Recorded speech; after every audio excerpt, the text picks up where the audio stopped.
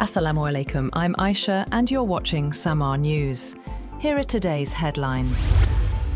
US President Donald Trump has held what the White House described as a productive meeting with Chinese President Xi Jinping. Officials say the two leaders discussed expanding market access for American businesses in China and increasing Chinese investment opportunities. The talks also included regional security, with both sides agreeing that the Strait of Hormuz must remain open to global shipping. Chinese President Xi Jinping has urged closer cooperation with US President Donald Trump, calling on both countries to avoid confrontation and build a brighter future during high-level talks. Xi said the world is undergoing rapid transformation and warned against rivalry between major powers, stressing that China and the United States should act as partners rather than adversaries. He also congratulated the United States on its 250th independence anniversary, saying both nations share broader common interests. Trump responded positively, calling Xi a great leader and saying it was an honor to meet him. He suggested that US-China relations could improve significantly through direct engagement between the two leaders. The talks also touched on trade, with both sides reportedly exploring a potential structured agreement to reduce tariffs on selected goods while avoiding sensitive sectors. Voters in parts of eastern England where Labour suffered heavy losses say Prime Minister Keir Starmer should resign, citing broken promises and repeated policy U-turns since the party's 2024 general election win. Many pointed to the scrapping and later reversal of winter fuel payments for pensioners as an example of inconsistent decision-making that has damaged public confidence. In Thurrock, where Labour lost most of its council seats to Nigel Farage's Reform UK, voters and some Labour lawmakers said Starmer lacks a clear vision and is failing to rebuild trust. Critics argue the leadership crisis reflects growing political frustration across traditional Labour areas.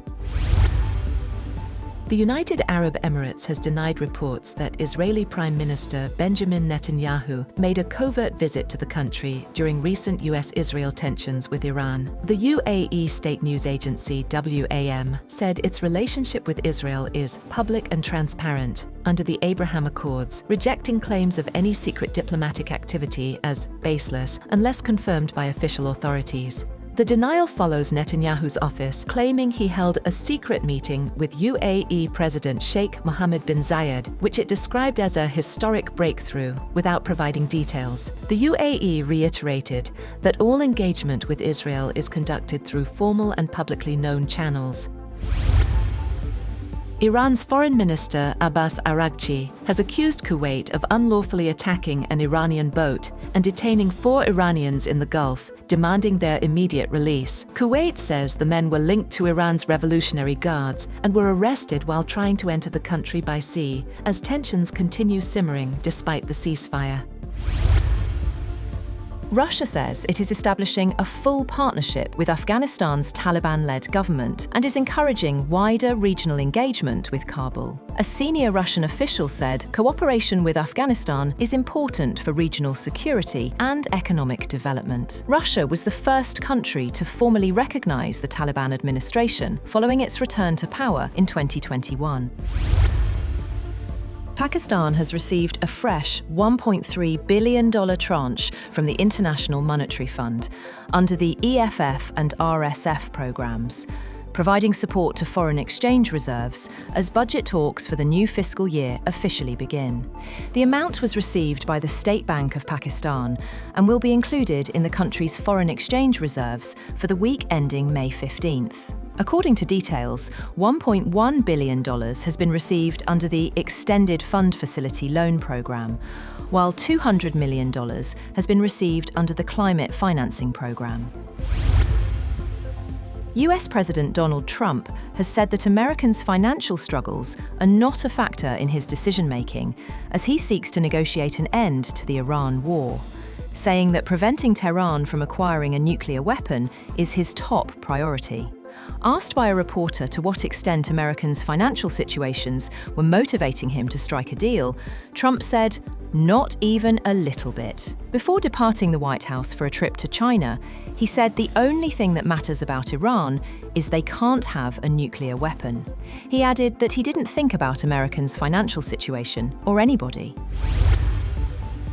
At least 12 people, including 2 children, have reportedly been killed in a series of Israeli strikes across Lebanon. The attacks targeted vehicles in southern Lebanon and areas near Beirut as fighting between Israel and Hezbollah continued despite a US-mediated ceasefire. The violence comes ahead of a new round of US-backed talks between Lebanon and Israel.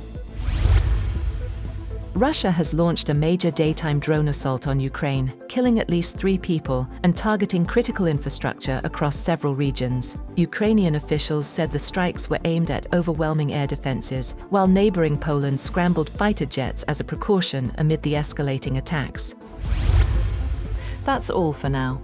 For more updates, visit www.samaa.tv. Thank you for watching SAMAA News.